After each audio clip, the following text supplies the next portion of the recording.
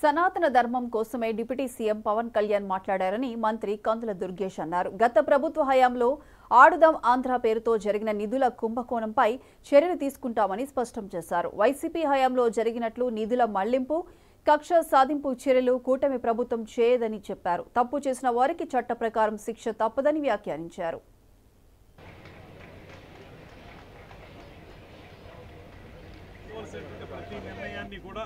ప్రతి చర్యని క్రమశిక్షణ చర్యని కూడా ఈ ప్రభుత్వం తీసుకుంటుంది.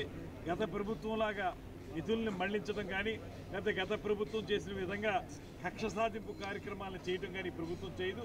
కాకపోతే తప్పు చేసిన వాళ్ళని ఖచ్చితంగా చట్ట ప్రకారం శిక్షించేటువంటి కార్యక్రమాన్ని మాత్రం ఈ ప్రభుత్వం చేపట్టారు. డిప్యూటీ సీఎం మీద తమిళనాడులో కేసు నమోదైంది కదా, ఏమంటారు మీరు?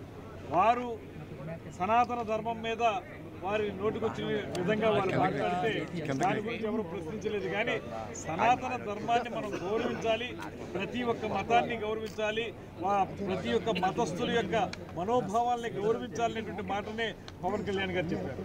దాని మీద కేసు నమోదు అవటం అంటే వారు చెప్పినటువంటి మాటలకైతే మంచిగానే అనిపిస్తున్నాయి.